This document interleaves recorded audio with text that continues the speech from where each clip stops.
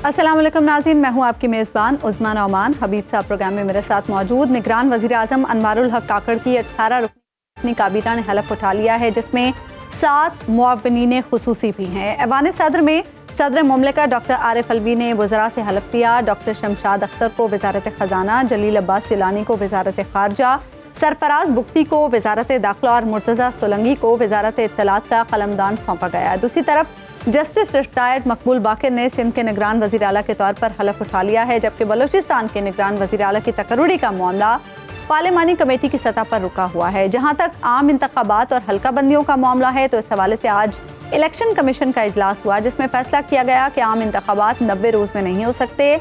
नई मरदमशुमारी की मंजूरी के बाद हल्का बंदियाँ आईनी ज़रूरत है, जिसके लिए 4 महीने दरकार हैं। इलेक्शन कमीशन ने इस हवाले से शेड्यूल भी जारी किया है, जिसके मुताबिक 14 दिसंबर तक नई हल्का बंदियों को हतमी शक्ल दी जा सकेगी, जिसके बाद इलेक्शन होंगे। गुज़श्ता रोज़ chief election commissioner Sikandar Sultan Raja ने सुप्रीम कोर्ट की बिल्डिंग में चीफ जस्टिस उमर अता बंदयाल से 2 घंटे तवील मुलाकात की थी, और खबरें हैं कि इस मुलाकात में आम इंतखाबात, हल्का बंदियों और मुश्तरका मुफादात काउंसिल का हालिया फैसला ज़ेर बहस आया। एक और मामला नवाज शरीफ की वापसी का है। इस हवाले से भांत भांत की खबरें आ रही हैं। ताहम राना सनाउल्लाह साहब ने बातों में ये बड़ी खबर दी है कि नवाज शरीफ की वतन वापसी के मामले पर गारंटी मिल चुकी है। क्या इस तरह की गारंटी किसी और को भी मिल सकती है? क्या आम इंतखाबात और हल्का बंदियों के मामले पर सुप्रीम कोर्ट की तरफ से कोई बड़ा फैसला आ सकता है? इन्हीं सारे मामलात पर हम प्रोग्राम में हमें ज्वाइन किया सीनियर तज्जियाकार, सीनियर सहाफ़ी मुजीबुर रहमान शामी साहब ने। शामी साहब, सबसे पहले तो निगरान काबीना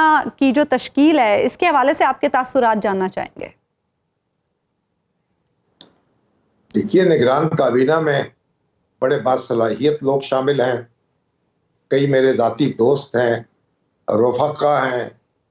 देखिए, मुर्तज़ा सोलंकी साहब हैं, अनीक अहमद साहब हैं, वो हमारे ही पेशे से ताल्लुक़ रखते हैं, और बाकी जितने भी अरकान हैं उनकी यानी वो अपने अपने शोबे पे दस्तरस रखते हैं।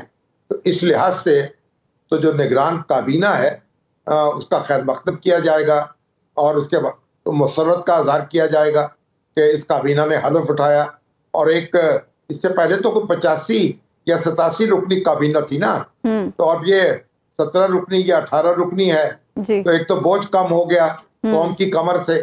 पहली खबर तो यही है कि 87-88 लोगों की जगह 17-18 आ गए, तो ये भी एक रिलीफ तो मिल गया ना फौरी तौर पर आपको।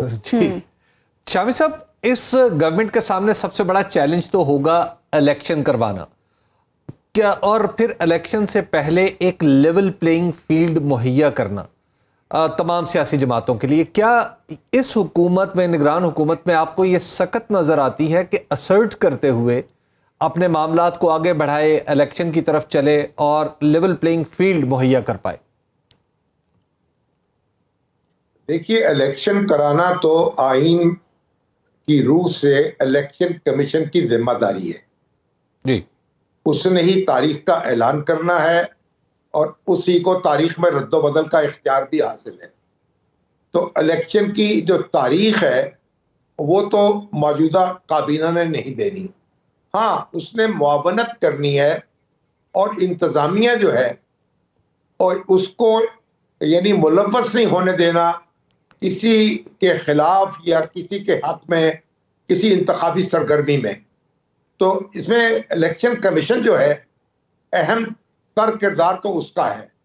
तो जहाँ तक काबीना का ताल्लुक है, उसे पॉलिसियों का तसलसल बरकरार रखना है।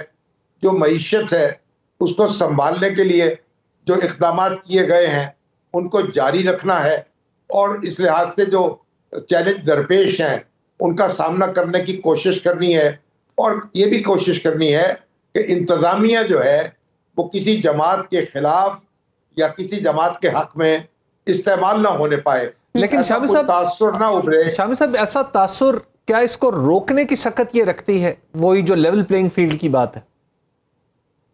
देखिए, इंतजामिया को रोकने की तो सलाहियत है ना। अगर किसी सूबे के कोई सरकारी अफसर या मरकज के कोई सरकारी अफसर, उनसे कोई शिकायत पैदा होती है या सरकारी अहलकार से शिकायत पैदा होती है, तो उसको तो ये रोक सकती है ना। तो इंतजामिया को गैर जानबदार रखना और शफाफ रखना ये बुनियादी जिम्मेदारी है। और यही देखिए, اگر یہ انتظامیہ جو ہے اس کے بارے میں شبہ ہوتا ہے نا کہ جو برسر اقتدار حکومت ہوتی ہے وہ اس کو استعمال کر سکتی ہے اپنے حق میں یا کسی دوسرے کے خلاف، اسی لیے یہ تصور آیا کہ نگران حکومت قائم ہونی چاہیے۔ دنیا بھر میں نگران حکومت کہیں قائم نہیں ہوتی، یہ تو پاکستان میں قائم ہوئی ہے یا اس سے پہلے بنگلہ دیش میں قائم ہوئی، تو بنگلہ دیش میں بھی یہ تجربہ ناکام ہو گیا، اب انہوں نے بھی اس کو ختم کر دیا ہے۔ تو پاکستان دنیا کا واحد ملک ہے جہاں اس وقت الیکشن کے لیے نگران حکومت قائم کی جاتی ہے، کیونکہ یہاں کے جو سیاستدان ہیں وہ ایک دوسرے پہ اعتماد نہیں کرتے، یہاں شک و شبے کی فضا رہتی ہے، ہر وقت الزامات کی بوچھاڑ رہتی ہے۔ شامی صاحب، حلقہ بندیوں کا نوٹیفیکیشن اور اس کا شیڈیول جاری کر دیا گیا ہے 14 دسمبر تک حلقہ بندیاں۔ آپ کو لگتا ہے کہ اب الیکشن تو ظاہر ہے کچھ آگے چلے گئے، لیکن پاکستان میں ہم نے دیکھا کہ 2 صوبوں کے الیکشن بر وقت نہیں ہو سکے، تو کیا اس شیڈیول پہ بھروسہ کیا جا سکتا ہے؟ دیکھیے، وہ جو الیکشن بر وقت نہیں ہوئے اس میں بھی بڑے کنفیوژن پیدا ہو گیا کہ جب آئین میں ترمیم کر کے نگران حکومتیں قائم کرنے کا تصور پیش کیا گیا تب سوال پیدا ہو گیا کہ دو صوبے جو ہیں اگر وہاں انتخابات اب ہو جائیں گے تو پھر اس کے بعد جب قومی اسمبلی کے انتخابات ہوں گے تو ان صوبوں میں نگران حکومتیں نہیں ہوں گی، وہاں تو پھر ایک سیاسی حکومتیں قائم ہوں گی۔ تو اس سے یہ ایک جو ابہام پیدا ہوا ہماری دستور میں جو ترامیم کی گئی اس کے نتیجے میں، اور اس ابہام کا فائدہ اٹھایا گیا۔ جن لوگوں نے انتخابات کو ملتوی کرانا تھا وہ ملتوی کرا گزرے، اب یہ پارلیمنٹ جب آئے گی تو اس پر لازم ہے کہ وہ اس ابہام کو دور کرے۔ جہاں تک اب الیکشن کمیشن نے کہہ دیا ہے کہ حد بندیاں پہلے ہوں گی، اور جو کونسل آف کامن انٹرسٹ جو ہے اس کا جو فیصلہ ہے اس کے مطابق یہ مرحلہ پہلے طے کیا جائے گا، تو اس کا مطلب یہ ہے کہ اس کے بعد پھر انتخابات جو ہے منعقد ہوں گے۔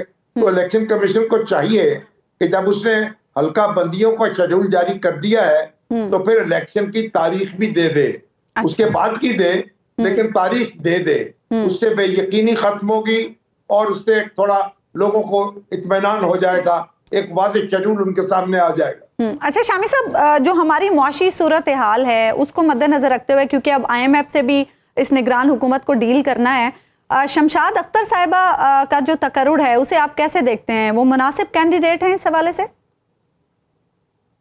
دیکھیے، شمشاد اختر جو ہیں گورنر رہی ہیں اسٹیٹ بینک کی، اور بڑی یعنی ایک جہاں دیدہ شخصیت ہیں، ملکی معیشت پر ان کی بڑی گہری نظر ہے۔ تو آپ ظاہر ہے کہ اس کی کمزوریاں اور اس کی خامیاں اور اس کی جو طاقتیں ہیں وہ سب ان پر واضح ہیں، اور وہ ان کو مناسب طریقے سے ڈیل کر سکیں گی، یہی تو توقع ان سے لگائی جا سکتی ہے۔ اور ابھی 9 مہینے تک تو میرا خیال ہے وہ IMF سے کوئی بڑا معاملہ نہیں کرنا پڑے گا۔ اس کے بعد یہ صورتحال پیدا ہوگی جب نیا پروگرام جو ہے وہ اس کے سامنے رکھا جائے گا۔ تو بھارت جو نگران حکومت ہے، جی شامی صاحب، انہوں نے ریویوز تو کروانے ہیں، 3 ریویوز تو کروانے ہیں IMF سے۔ شامی صاحب یہ بتائیے گا کہ ابھی آخری دنوں میں ایک باقاعدہ طور پر قانون سازی کر کے نگران حکومت کے اختیار کو بڑھایا گیا، اور یہ کہا گیا کہ یہ جاری منصوبوں کو آگے بڑھانے میں پالیسی کے تسلسل کو یقینی بنانے کے لیے جو بھی فیصلے کرنا چاہیں وہ کر سکتے ہیں۔ اختیار کی یہ نئی قسم آپ کو لگتا ہے کہ موجودہ حکومت استعمال کرے گی، اور کچھ ایسے کیا مخصوص پروجیکٹس ہیں جن کے اوپر توجہ ہے کہ ان کو آگے بڑھانا مقصود ہو؟ دیکھیے، کچھ تو پالیسیوں کا تسلسل چاہیے، اس کے لیے ترمیم کی گئی ہے اور بتا دیا گیا ہے کہ جو جاری اقدامات ہیں ان میں خلل نہیں پڑنا چاہیے۔ دیکھیے، جو انویسٹمنٹ کونسل بنی ہے، سرمایہ کار آئیں گے، سرمایہ کاری کے منصوبے لائیں گے تو ظاہر ان کا جائزہ لے سکے گی موجودہ حکومت، اور اسی طریقے سے جو اگر نجکاری ہونی ہے اور اس کے لیے کوئی اقدامات جو ہیں وہ جو سابقہ حکومت نے تجویز کر رکھے ہیں تو اس کے مطابق بھی آگے بڑھنا ہے۔ تو ہماری معیشت جو ہے وہ تو ایک بڑے بوجھ میں ہے نا، اس کے اوپر تو ایک پہاڑ تو لدا ہوا ہے اس کے اوپر، تو اس سے عہدہ برا ہونا ہے۔ تو ہمیں توقع رکھنی چاہیے کہ یعنی جو قوانین ہیں ان کی معنویت کو برقرار رکھا جائے گا، اور ان کو मिस यूज नहीं किया जाएगा। अच्छा शामी साहब, गुज़श्ता रोज हमने देखा नवाज शरीफ साहब की वापसी की प्लान के हवाले से खबरें गर्दिश में रहीं। अगरचे कुछ दिन पहले ख्वाजा आसिफ साहब ये कह चुके हैं कि जब तक जीरो रिस्क नहीं होगा तब तक नवाज शरीफ साहब वापस नहीं आएंगे, और गुज़श्ता रोज राना सनाउल्लाह साहब कह रहे हैं कि अब जीरो रिस्क है और नवाज शरीफ साहब वापस आ रहे हैं। आप क्या देखते हैं, क्या सिचुएशन आपको ऐसी लग रही है कि नवाज शरीफ साहब अब सितंबर के वस्त में वापस आ सकते हैं? कोई गारंटी उन्हें मिल गई होगी, आपको क्या लगता है? देखिए, तो राना सनाउल्लाह साहब भी बता सकते हैं या ख्वाजा आसिफ बता सकते हैं। मैं तो मुसलसल ये बात कहता चला आ रहा हूँ कि मेरे नजदीक वो सितंबर के महीने में आएंगे। अच्छा। जब ऐवान अदल में तब्दीली होगी उसके बाद वो पाकिस्तान वापस आएंगे, और उनको तवक्को है कि वो अपना मुकदमा जो है वो बेहतर तरीके से अदालतों में लड़ सकेंगे, और जो उनके खिलाफ एक फजा है उसको वो छट जाएगी, और बड़े यानी एक माजी से हटकर उनके मामलात पर गौर हो सकेगा। अब सियासत जो है उसमें रिस्क तो लेना पड़ता है, कोई रिस्क के बगैर तो काम होता नहीं है। तो राना सनाउल्लाह साहब के पास अगर कोई ऐसा फार्मूला है कि वो रिस्क का फैक्टर खत्म कर रहे हैं तो वही बता सकते हैं। मैं तो समझता हूँ कि जो सियासतदान हैं, जो कौमी रहनुमा हैं, जो लोगों के साथ राब्ता रखते हैं, उनको रिस्क के लिए भी तैयार रहना चाहिए। उनको उनको उनको उनको मुश्किल का सामना करने के लिए भी तैयार रहना चाहिए, और आसानियों की तलाश भी जारी रखनी चाहिए। शामिल साहब, एक तरफ तो नवाज शरीफ साहब के लिए फिजा जैसे आप कह रहे हैं हमवार होती नजर आ रही है, तो क्या चेयरमैन तहरीक इंसाफ के लिए भी कुछ आसानियां मुस्तकबिल में आपको दिखाई देती? देखिए, तवक्को तो ये रखनी चाहिए कि भाई पूरे मारूजियत से उनके मामलात का भी जायजा लिया जाएगा, और जो मसाले उन्होंने कायम की हैं उनको नहीं दोहराया जाएगा। चेयरमैन पीटीआई जो हैं, जब वो इक़्तिदार में थे तो उस वक्त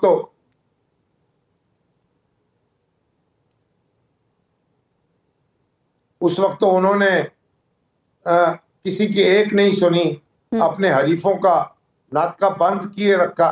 अब वो तारीख दोहरानी नहीं चाहिए। और आपको पता है 2018 के इंतखाबात जिस मिली भगत के तहत लड़े गए और उनके जो नताइज हासिल किए गए, ये सब हमारी तारीख का इंतहाई अफसोसनाक हिस्सा है।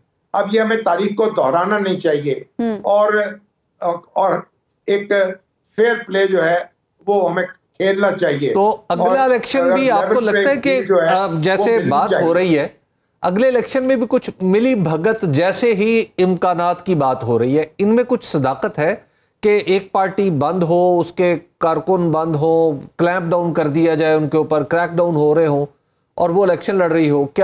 क्या वो ये तो तारीख दोहराना नहीं बल्कि ज्यादा बुरे तरीके से दोहराने के मुतरादिफ होगा? अभी तक तो ऐसा लगता है। हाँ, देखिए, अभी तक उस जमात के ऊपर कोई पाबंदी नहीं लगी जी। वो जमात तो हिस्सा ले सकेगी इंतखाबात में। जो 9 मई का सानेहा है उसके जो असरात मुरत्तब हुए हैं वो तो मेरे भी सामने हैं और आपके भी सामने हैं। अब 9 मई के सानेहे को रोकने की कोशिश भी नहीं की गई, उसके असरात को कम करने की कोशिश भी नहीं की। उसका नतीजा हम देख रहे हैं, हमारा पूरा निज़ाम जो है उसमें खलल पड़ा है। तो आप इसकी जिम्मेदारी जो है वो भी तो को मुतय्यन करेंगे ना, और जिम्मेदारों को कुछ ना कुछ तो इसका सिला जो है वो भी मिलेगा। तो हमसे यकसर खला में बात तो नहीं कर सकते। शामिल साहब, 4 माह हल्का बंदियों के लिए दरकार होंगे और 2 माह आगे इलेक्शन शेड्यूल के, यानी 6 माह से पहले इंतखाबात नहीं हो सकते। तो क्या इन 6 माह में ये मामलात सॉर्ट आउट हो सकते हैं? देखिए, आप देखते चले जाइए और उम्मीदें फतह रखो और कदम बढ़ाए चलो। ठीक है, बहुत बहुत शुक्रिया मुजीबुर रहमान शामी साहब, आप प्रोग्राम में हमारे साथ मौजूद थे। एक ब्रेक लेंगे यहाँ पर नाज़रीन, और ब्रेक के बाद वापस आएंगे तो इसी मौजू पर हबीब साहब से गुफ्तगू।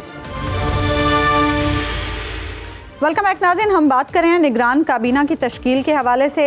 इसके साथ साथ इलेक्शन कमीशन ने इलेक्शन बरवक्त कराने से भी माजरत कर ली और उनका ये कहना है कि हल्का बंदियों के बाद ही इलेक्शन हो सकेंगे, यानी इलेक्शन 3 माह में मुमकिन नहीं है।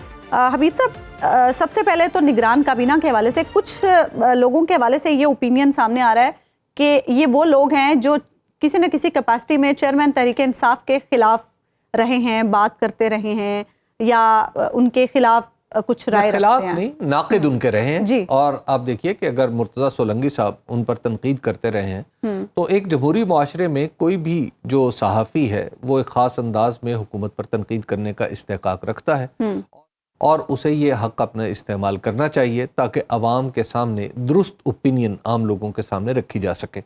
تو ایک تو یہ ہے کہ مرتضیٰ سولنگی صاحب کا ہاں یہ ضرور ہوا ہے کہ پچھلے کچھ عرصے میں جو ان کی شناخت ہے وہ ایک ایسے صحافی کے طور پر ابھری ہے جو دراصل جناب جو اس سے پہلے پاکستان تحریک انصاف سے پر وہ تنقید کرتا ہے اور جو پی ڈی ایم کی حکومت تھی ان کے ساتھ ان کی کچھ سائیڈنگ رہی ایسا لگتا ہے. لیکن اس کا یہ مطلب نہیں ہوتا کہ ایک صحافی نے باقاعدہ طور پر کسی دوسری جماعت کا قلاوہ گلے میں پہن لیا ہے. تو مرتضیٰ سولنگی صاحب کی جو جمہوری کمٹمنٹ ہے نا اس کے بارے میں آپ کو ایک بات بتا دوں. یہ جنرل ضیاء الحق کے دور میں باقاعدہ طور پر گرفتار ہوئے تھے. اچھا جی ایم آر ڈی کی تحریک میں اور ان کے جو جمہوری کریڈنشل ہے نا وہ آپ کے میرے سرٹیفکیٹ کے مستحق ضرورت وہ ان کو ضرورت نہیں ہے. میں اپنی بات نہیں کرتی، میں تو لوگوں کی ایک عمومی رائے کے بارے میں ان کا جو جمہوری کریڈنشلز ہیں ان کے بارے میں آپ یہ نہیں کہہ سکتے کہ جو مرتضیٰ سولنگی صاحب ہے ان کی جمہوریت سے کمٹمنٹ نہیں ہے. اور میں بالکل یہ بات پورے وثوق سے کہہ سکتا ہوں کہ جب الیکشن کا سوال آئے گا تو مرتضیٰ سولنگی صاحب الیکشن کی فیور میں جو کچھ ممکن ہوگا وہ کریں گے. یعنی وہ الیکشن روکنے والوں میں سے نہیں ہوں گے. اسی طرح انیق احمد صاحب ہیں. انیق احمد صاحب مرتضیٰ سولنگی صاحب ہیں. انیق احمد صاحب ہیں. مجھے دونوں کے ساتھ کام کرنے کا موقع ملا ہے. دونوں کے ساتھ میرے بڑے اچھے تعلقات ایک مطلب یعنی میں دونوں کو بڑا بھائی ہی میں کنسیڈر کرتا ہوں. تو اب جو انیق احمد صاحب ہیں ایک مڈل کلاس سے تعلق رکھتے ہیں اور میں کئی بار ان کے گھر گیا ہوں اور آپ کو پتہ ہے وہ آج بھی کرائے کے گھر میں رہتے ہیں کراچی میں. اچھا جی وہ کرائے کے گھر میں رہتے ہیں. ان کے جو ذرائع آمدن ہیں وہ یعنی میرے اور ان کے درمیان جو تعلق کی نوعیت ہے وہ مجھے بھی پتہ ہے. یعنی اتنے صاف ستھرے آدمی ہیں مالی اعتبار سے. اوورآل یہ کابینہ تو مرتضیٰ سولنگی صاحب کی بھی یہی کیفیت ہے. جی تو پھر آپ سرفراز بگٹی کی بات کر لیں. سرفراز بگٹی صاحب اور انوار کاکڑ جو وزیر اعظم نگران ان کے درمیان بڑی گہری دوستی اور بڑی پرانی دوستی ہے. سرفراز بگٹی صاحب بھی مطلب ایک بالکل کلین آدمی ہے جہاں تک معاشیات جہاں تک فائنینشیل معاملات ہیں. یعنی اس کے اوپر بھی آپ انگلی نہیں اٹھا سکتے. شمشاد اختر صاحبہ ہیں. ان کی مطلب ان کی جو معاشی صلاحیتیں ہیں اور معاشی علم میں جو ان کا ہنر ہے اس پہ آپ کوئی بھی شخص ایسا نہیں ہوگا پاکستان میں جس کو اس پر اعتراض ہو. گوہر اجاز صاحب ہیں. گوہر اجاز صاحب پاکستان میں یعنی پاکستان کے ایک محترم بزنس مین ہیں اور آپ دیکھ لیجئے کہ پاکستان میں جتنا بڑا بزنس انہوں نے چلایا ہے اور ماشاءاللہ جتنا بڑا وہ چلا رہے ہیں اتنے بڑے بزنس کے حوالے سے لاکھوں اعتراضات کیے جا سکتے ہیں لیکن ہم ان کو دیکھ رہے ہیں. میں گزشتہ 20 سال سے ان کے گروپ کو دیکھتا ہوں وہ دیکھتا رہا ہوں اور اب تو ظاہر ہے زیادہ معاملات پالیٹکس میں چلے گئے ہیں تو اس میں بھی کوئی آپ کو خرابی نظر نہیں آتی. تو ایک مجموعی طور پر اگر آپ اس کابینہ کا مزاج دیکھیں تو فائنینشلی صاف ستھرے لوگ ہیں اور زیادہ تر کا تعلق مڈل کلاس سے ہے. لیکن ہاں یہ بات کسی نہ کسی درجے میں درست ہے کہ یہ سب کہیں نہ کہیں تحریک انصاف کے ناقد ضرور رہے ہیں. ٹھیک ہے. اچھا حبیب صاحب آپ ہمیشہ جب بھی ہم نے آپ سے سوال کیا نواز شریف صاحب کی واپسی کے حوالے سے تو آپ یہی کہتے رہے کہ نواز شریف صاحب تب آئیں گے جب انتخابات کا ماحول بن چکا ہوگا. آج الیکشن کمیشن نے ہاتھ کھڑے کر دیے اور الیکشن کمیشن نے کہا ہے کہ 90 روز میں انتخابات نہیں کرائے جا سکے. دوسری طرف ہم کل سے یہ شور سن رہے ہیں کہ نواز شریف صاحب ستمبر کے وسط میں واپس آ رہے ہیں. الیکشن جب ڈیلے ہو رہے ہیں تو نواز شریف صاحب واپس کیوں آئیں گے؟ ایک تو بات آپ پلے باندھ لیجیے. اچھا وہ یہ ہے کہ یہ جو الیکشن کا ڈیلے ہے یہ نواز شریف صاحب کی مرضی سے ہوا ہے. اچھا بلکہ نواز شریف صاحب کے کہنے پر ہوا ہے. اچھا اس کی وجہ یہ ہے کہ یہ وہ گارنٹی ہے جس کی بات رانا ثناء اللہ صاحب کر رہے ہیں. اب آپ اس سے مطالب جو مرضی اخذ کیجئے لیکن براہ کرم اپنے الفاظ مجھ سے منسوب نہ کیجئے. اچھا ٹھیک ہے. اچھا تو نواز شریف صاحب نواز شریف صاحب میں نے یہ تو نہیں کہا کہ آپ کہہ رہے ہیں کہ کوئی گارنٹی دی گئی ہے ان کو. نہیں، اب آپ میری بات سے آگے جب بڑھائیں گے نا تو وہ گرا نہ لگائیے پلیز اس کو. اچھا، ایک تو یہ جو الیکشن آگے گیا ہے یہ نواز شریف صاحب کی کنسنٹ سے گیا ہے، ان کی مرضی سے گیا ہے، بلکہ آپ یوں کہیے کہ ان کی تجویز کے مطابق آگے گیا ہے. اچھا، اس کی سیاسی ریزن یہ ہے کہ نواز شریف صاحب یہ سمجھتے ہیں کہ اگر پاکستان تحریک انصاف کی حکومت نکال کے جب پی ڈی ایم کی حکومت بنی تو اس کے 2-3 مہینے بعد ہی پی ڈی ایم کی حکومت اس قابل نہیں رہی کہ پنجاب میں وہ الیکشن جیت سکے یا کہیں بھی وہ الیکشن جیت سکے، تو دراصل پی ڈی ایم کی حکومت کے خاتمے کے بعد کچھ وقت چاہیے نواز شریف صاحب کو تاکہ وہ یہاں پر آ کے اپنی جو کھوئی ہوئی مقبولیت اپنی جماعت 16 ماہ کی تلافی کر سکیں، اس کی تلافی کر سکیں. اچھا، تو ابھی آپ دیکھیے گا کہ یہ پولیٹیکل ابھی تھوڑے عرصے میں یہ ہوگا کہ اچانک آپ کو لگے گا کہ اس موجودہ نگران حکومت سے ڈسٹنس کرتی ہوئی نظر آئے گی آپ کو پاکستان مسلم لیگ نون، بلکہ نواز شریف صاحب بھی اپنی ہی حکومت سے ڈسٹنس کرتے ہوئے نظر آئیں گے. اچھا، اور یہ پورے کا پورا ایک پولیٹیکل جو پی ڈی ایم کی حکومت، اچھا ٹھیک ہے، یہ جو پورے کا پورا ان کا جو پولیٹیکل پلان ہے دراصل یہ اس کا حصہ ہے. تو شہباز شریف صاحب کہاں ہوں گے؟ شہباز شریف صاحب فی الحال تو جائیں گے باہر. اچھا، اور وہ اب ان کی باری ہے باہر جانے کی. سن لیجیے، منظر عام سے وہ تھوڑا سا غائب ہوں گے. اچھا، وزیر اعظم کے کینڈیڈیٹ کے طور پر نواز شریف صاحب کو پیش کیا جائے گا. نواز شریف صاحب اپنی الیکشن کیمپین کریں گے، پوری آزادی سے کریں گے، اتنی آزادی سے کریں گے کہ اتنی آزادی کسی اور کو میسر نہیں ہوگی. پیپلز پارٹی کا کیا ہوگا؟ تو جتنی آزادی سے وہ کیمپین کریں گے وہ ایک ہم سب کے لیے بلکہ پاکستان میں آنے والے سیاستدانوں کے لیے اور گزشتہ سیاستدانوں کے لیے وہ آزادی جو ہوگی وہ ایک قابل رشک کیفیت ہوگی. اچھا، تو اس آزادی سے جب وہ کیمپین کریں گے تو پھر وہ الیکشن جیتیں گے. اگر وہ جیتے تو پھر فیصلہ ہوگا. جی، پھر فیصلہ ہوگا. دیکھیں، ووٹ تو لوگوں نے ڈالنا ہے نا، تو ان ساری آزادیوں کا کچھ نہ کچھ تو نتیجہ نکلے گا. تو پھر طے ہونا ہے رزلٹس کے بعد کہ نواز شریف صاحب وزیر اعظم کے کینڈیڈیٹ ہوں گے یا نہیں ہوں گے. لیکن بہرحال اپنے جماعت کے قائد کے طور پر وہ مہم چلائیں گے الیکشن کی. یعنی ابھی عشق کے امتحان بہت سے ہیں ان کے لیے، اور نہیں بہت سے. میرا نہیں خیال کہ اب بہت سے امتحان ہیں. اچھا، جو سسٹم کے اندر مجھے جو ان کی قبولیت نظر آ رہی ہے وہ مجھے لگتا ہے کہ ان کا راستہ ہموار کرنے کے لیے کافی. اچھا حبیب صاحب، گزشتہ روز جو چیف الیکشن کمشنر کی ملاقات ہوئی چیف جسٹس صاحب سے، اس ملاقات کو آپ کتنا اہم سمجھتے ہیں؟ کس اہمیت کی حامل ہے یہ ملاقات؟ ایک تو میں یہ سمجھتا ہوں کہ اس ملاقات کے بارے میں جو کچھ قیاس آرائیاں ہوئی ہیں، کل ملاقات ہوئی، آج شیڈیول جاری ہو گیا. کل ملاقات ہوئی اور آج شیڈیول جاری ہو گیا، یہ بالکل درست بات ہے. مسئلہ یہ ہے کہ جب بھی ہماری ریاست کے 2 عہدیدار اس طرح ملیں اور ایک غیر معمولی حالات میں اور غیر معمولی ماحول میں ملیں تو لازماً اس بات کو یقینی بنانا چاہیے کہ ان کی ملاقات کی رویداد اور اس میں طے ہونے والے نکات اور زیر بحث آنے والے امور ان پر مشتمل ایک پریس ریلیز جاری کی جائے. ہمارے چیف جسٹس عمر عطا بندیال صاحب کے دفتر کو چاہیے تھا کہ جب انہوں نے چیف الیکشن کمشنر کو بلایا ہے تو ان سے جن موضوعات پر گفتگو ہوئی اس کے بارے میں ایک تفصیلی پریس ریلیز جاری کرتا. کیونکہ جب آپ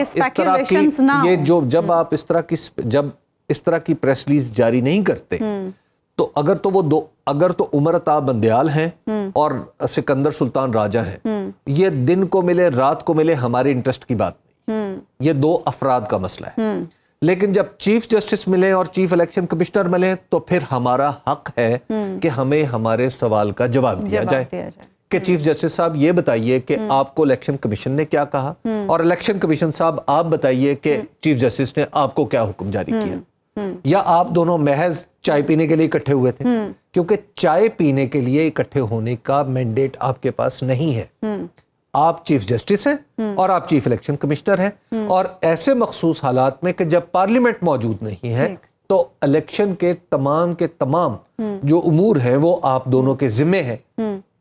تو آپ چیف جسٹس صاحب کے پاس ایسی کئی درخواستیں موجود ہیں ان کے سامنے کہ جہاں پہ خود چیف الیکشن کمشنر ایک فریق کے طور پہ، اور چیف الیکشن کمشنر وہ شخص ہیں جنہوں نے ایک بار عدالت میں جا کے کہا کہ ہم نے الیکشن نہیں کرانے.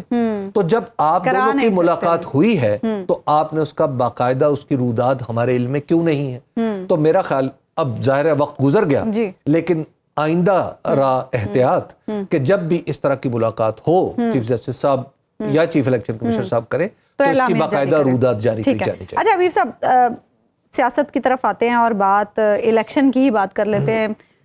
پیپلز پارٹی کے ہاتھ کیا آئے گا اس سارے سینیریو؟ پرانی تنخواہ پہ کام کرے گی. اچھا، وہ کہا تھا، وہ ایک شعر ہے کہ ایک تو خواب لیے پھرتے ہو، ایک مطلب اب شعر میرے ذہن میں تھوڑا سا اس کا جو پہلا مصرع ہے کہ وہ تھوڑا گھوم گیا کہ اس پہ تکرار بھی کرتے ہو خریدار کے ساتھ. اچھا، ایک تو خواب لیے پھرتے ہو گلیوں گلیوں، اس پہ تکرار بھی کرتے ہو خریدار کے ساتھ. اچھا، بات یہ ہے کہ آصف علی زرداری صاحب خواب لیے پھر رہے تھے ایک کہ جناب بلاول بھٹو زرداری صاحب آئندہ الیکشن کے بعد وزیر اعظم بنیں گے، لیکن انہوں نے یہ خواب جس کو بھی بیچا اس کے ساتھ خود ہی تکرار میں الجھ پڑے. اچھا، تو جب تکرار میں الجھ پڑے تو پھر خواب نہیں بکا. تو لہٰذا پرانی تنخواہ پہ پاکستان پیپلز پارٹی کام کرے گی، اور آئندہ آنے والے سالوں میں اور مہینوں میں جناب آصف علی زرداری صاحب اور بلاول بھٹو زرداری صاحب اس بات کا جواب دیتے رہیں گے کہ وہ تکرار کیا تھی. حبیب صاحب، آپ کو کیا لگتا ہے یہ نگران حکومت جو ہے اب الیکشن کے لیے ماحول بنا لے گی؟ جی، نگران حکومت سے تو مجھے توقع ہے، لیکن اس کے لیے دو بنیادی تبدیلیاں اور بھی کرنی ہیں. عثمان نعمان، پاکستان کے دو صوبوں میں دو گورنر ایسے ہیں جو باقاعدہ طور پر الیکشن میں رکاوٹ کا ریکارڈ رکھتے ہیں. ایک تو پنجاب کے گورنر بلیغ الرحمان صاحب، اور ایک ہمارے خیبر پختونخوا کے گورنر ہیں جناب غلام علی صاحب. یہ دونوں وہ گورنر ہیں جنہوں نے کوئی اقدام نہیں اٹھایا پاکستان میں دستور کے مطابق الیکشن کروانے میں. نہ صرف اقدام نہیں اٹھایا بلکہ انہوں نے اس میں رکاوٹ پیدا کی اس پورے پروسیس میں. تو لہٰذا ان دونوں گورنروں کو ہٹا دینا چاہیے. اور یہ دونوں گورنر جو ہیں وہ اپنی اپنی سیاسی جماعتوں سے بڑی واضح وابستگی رکھتے ہیں. بلیغ الرحمان صاحب پاکستان مسلم لیگ نون سے تعلق رکھتے ہیں، اور غلام علی صاحب جو ہیں وہ JUIF سے تعلق رکھتے ہیں. تو لہٰذا ان دونوں گورنروں کی موجودگی میں صوبوں میں اگر آپ یہ سمجھتے ہیں کہ فری اینڈ فیئر الیکشن ہوگا تو میں سمجھتا ہوں یہ غلط ہے. ان دونوں گورنروں کو فی الفور ان کے عہدے سے ہٹانا الیکشن کا راستہ ہموار کرنے کے لیے اور فری اینڈ فیئر الیکشن کے لیے ضروری ہے. ٹھیک ہے، ایک بریک یہاں پر ہم لیں گے ناظرین، اور بریک کے بعد واپس آئیں گے تو سلسلے کو آگے بڑھائیں گے. ویلکم بیک ناظرین. Army chief general Syed Asim Munir کا یہ کہنا ہے کہ جڑامالہ واقعہ انتہائی افسوسناک اور ناقابل برداشت ہے. ISPR انٹرنشپ پروگرام کے شرکاء سے خطاب میں پاک فوج کے سپہ سالار کا مزید کہنا تھا کہ اقلیتوں کے خلاف عدم برداشت اور انتہائی رویے کے واقعات کی کوئی گنجائش نہیں ہے. نوجوان سچ، آدھے سچ، جھوٹ اور غلط معلومات کا فرق سمجھیں. ادھر توہین مذہب کے مبینہ واقعے کے بعد ضلع فیصل آباد میں دفعہ 144 نافذ ہے، جبکہ اشتعال دلانے والے ملزم سمیت 150 سے زائد افراد کی گرفتاری اب تک عمل میں آ چکی ہے. پاکستان میں یہ کوئی پہلا واقعہ نہیں ہے، اس سے پہلے بھی ہم نے دیکھا کئی واقعات رونما ہو چکے ہیں. لیکن سوال یہ ہے کہ سانحہ جڑامالہ کو روکنے میں پنجاب پولیس کیوں ناکام رہی، اور معاشرے میں اس عدم برداشت کو ہم کیسے ختم کر سکتے ہیں. اسی طرح نگران وفاقی وزیر برائے مذہبی امور انیک احمد صاحب پروگرام میں ہمارے ساتھ موجود ہیں. انیک صاحب، اس وقت جو صورتحال ہے جڑامالہ کی، امپورٹنٹ چیز یہ ہے کہ اسے پھیلنے سے کیسے روکا جائے. اس حوالے سے آپ کیا حکمت عملی بنائیں گے؟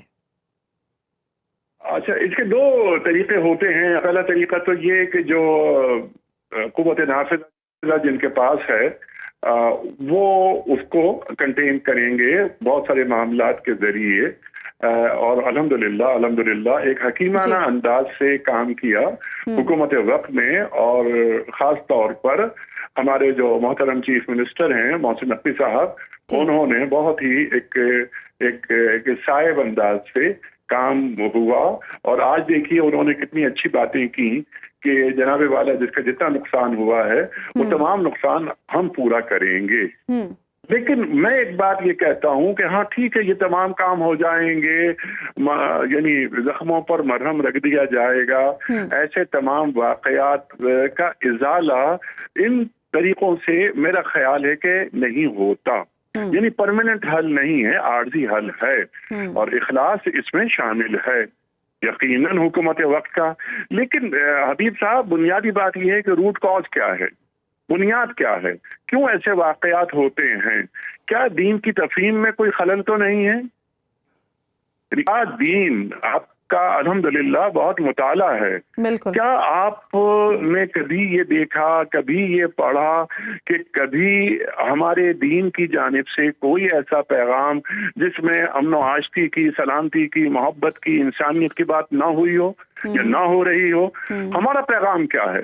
دین کا پیغام کیا ہے کہ جس نے ایک انسان کی جان بچائی اس نے گویا پوری انسانیت کی جان بچائی، بے شک، کتنا بڑا اجر۔ جس نے کسی ایک انسان کو قتل کیا اس نے گویا تمام انسانیت کو قتل کیا۔ یعنی فہم دین میں کہیں کوئی مسئلہ ہے؟ ہم یہ چرچز، یہ غیر مسلم عبادت گاہیں، ہمارا دین ان کی حفاظت کی۔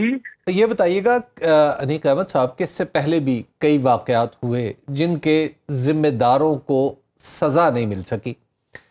اب سوال یہاں پہ یہ پیدا ہوتا ہے کہ جب سزا نہیں ملتی تو پھر خوف بھی بڑھتا ہے، خاص طور پر متاثرین میں یا اس طرح کی جو ہمارے دوسرے مذاہب سے تعلق رکھنے والے بھائی ہیں۔ تو اب آپ اس خوف کو کم کرنے کے لیے کیا کریں گے؟ جی، سب سے پہلی بات جیسے میں ابھی عرض کر رہا تھا کہ سوسائٹی کے اندر ایک ٹالرنس پیدا کریں، اور یہ کام ہے ہمارے معزز علماء کا۔ ہمارے معزز علماء ہمارے سر کا تاج ہیں، اور وہ اپنے طور پر اور اپنی بساط کے مطابق کام کرتے ہیں۔ لیکن سوسائٹی میں یہ بات، یعنی جو ایک سوسائٹی کی کرختی ہے وہ نرمی میں، گداز میں تبدیل کیسے ہو، نمبر 1۔ نمبر 2 یہ جیسے جو ابھی میں عرض کر رہا تھا کہ دین کی تفہیم، دین کی تفہیم، اللہ اکبر، اللہ اکبر۔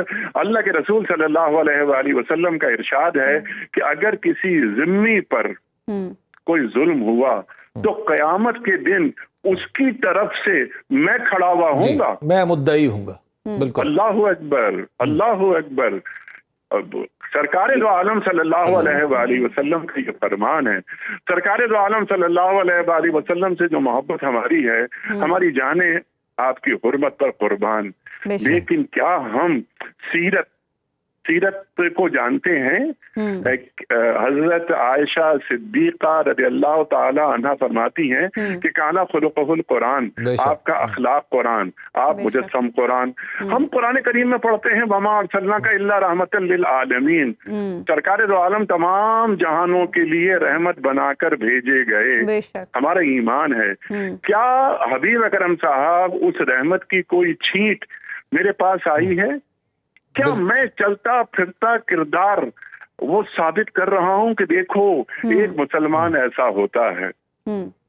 جی، لیکن ایک بات یہ ہے انیق احمد صاحب کہ اب آپ ظاہر ہے انتظامیہ آپ کے پاس ہے، آپ انتظامیہ کا حصہ ہے۔ اب یہ بتائیے گا کہ یہ کوئی ریکنسیلیشن کا راستہ نکلتا ہے کہ مطلب یہ معاملات آگے نہ بڑھیں؟ اس کی وجہ ایک ہوتی ہے ریکنسیلیشن کس بات کی؟ ریکنسیلیشن کیا اس بات کی کہ جناب والا یہ جو چرچز ہیں یہ غیر مسلموں کی عبادت گاہ ہیں، ان پہ حملے نہیں ہونے چاہیے؟ اس پہ کوئی ریکنسیلیشن نہیں ہو سکتی۔ اس پہ کیا ریکنسیلیشن ہوگی حبیب صاحب کہ یہ کام نہیں ہے، یہ قابل مذمت ہی نہیں، یہ قابل نفرت ہے۔ اس کی دین میں اجازت نہیں ہے، اس کی پاکستان میں اجازت نہیں ہے۔ کیسے یہ کام ہو جاتا ہے؟ کون سفاک ہیں جو چرچز کو جلا دیتے ہیں، چرچز پہ حملہ کر دیتے ہیں؟ اللہ اکبر۔ دیکھیے قرآن کریم کی ایک آیت، اللہ اکبر، تعالوا الی کلمۃ سواء بیننا و بینکم اللہ نعبد الا اللہ۔ یہ اہل کتاب سے بات ہو رہی ہے، اللہ اکبر، کہ آؤ ان چیزوں پہ اشتراک کرو جو کامن ہے۔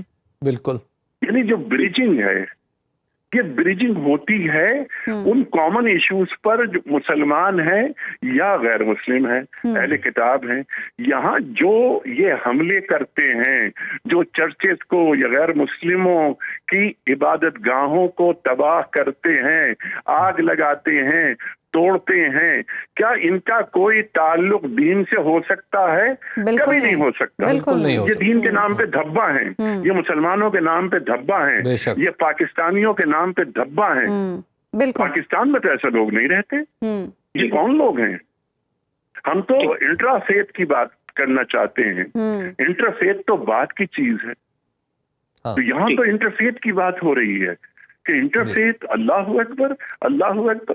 اور یہ قرآن مسیحیوں کے تعلق سے قدم قدم پر نرمی کی بات کرتا ہے بالکل بالکل کہ یہ لوگ راتوں کو اٹھتے ہیں، ان میں قسیسین ہیں، اللہ اکبر۔ اور جب ان کے سامنے اللہ کی آیات بیان کی جاتی ہیں تو ان کی آنکھیں اشک بار ہو جاتی ہیں۔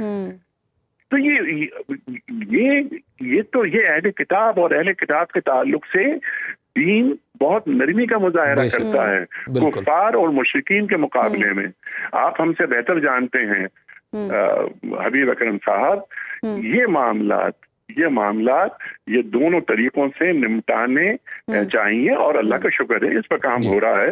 نمبر 1 جیسا کہ آپ نے بات کی قوت نافذہ، دوسرا یہ کہ اخلاقی معاملات یہ بہت ضروری ہیں۔ ٹھیک ہے، بہت بہت شکریہ انیق احمد صاحب، آپ پروگرام میں موجود ہیں۔ حبیب صاحب، کلوزنگ پر جانے سے پہلے آپ کیا سمجھتے ہیں انتظامی طور پر ایسے معاملات کو کیسے نمٹانا چاہیے؟ دیکھیے، ایک اس کا حصہ ہے انتظامی، ظاہر ہے کہ جیسے ابھی محسن نقوی صاحب کی بات کر رہے تھے انیق احمد صاحب، اور خود بھی وہ کہہ رہے تھے کہ ایسے لوگوں سے ریکنسائل نہیں کیا جا سکتا، ان کو تو سزا دینی چاہیے۔ بالکل، لیکن اس کے ساتھ ہمارے علماء کرام کو میدان میں آنا چاہیے، اور پھر ہمیں اپنی، جس طرح انیق صاحب کہہ رہے تھے کہ ہمیں اپنی تفہیم دین پہ بھی نظر ثانی کی ضرورت ہے۔ یہ جس طرح ہم نے اپنے ہاتھ میں سب کچھ لے رکھا ہے نا، کہ جناب میں نے ایک پرسیو کر لیا کہ میں اب جو خدا نخواستہ قرآن کا کوئی ورق زمین پر گرا ہے، خدا نخواستہ تو وہ اگر وہ کسی ہمارے مسیحی بھائی کے گھر کے سامنے ہے تو اسی نے کیا۔ اب یہ تصور جو ہے یہ بذات خود میرا خیال ہے کہ اس پہ ہمیں غور کرنا چاہیے، اور علماء کو اس پہ آگے بڑھ کے بات کرنی چاہیے۔ دیکھیے، پاکستان کے نے اس طرح کے سانحے بھی دیکھے کہ آپ کو یاد ہے کہ مسلمان لوگوں کو اس وجہ سے قتل کر دیا گیا کہ یعنی ان کو اوپر الزام لگا دیا گیا کہ انہوں نے توہین مذہب کی۔ بالکل آپ کو مشال خان کا 410 کا واقعہ، بالکل ایسے واقعات کو کم کرنے کے لیے علماء کو بھی کردار ادا کرنا ہوگا، اور خود ہم سب پر بھی یہ بڑی رسپانسبلٹی ہے کہ ہم بھی اس معاملے میں برداشت کا مظاہرہ کریں۔ پروگرام کا وقت ختم ہوا، ناظرین آپ سے ملاقات ہوگی انشاءاللہ اگلے ہفتے۔ اللہ حافظ۔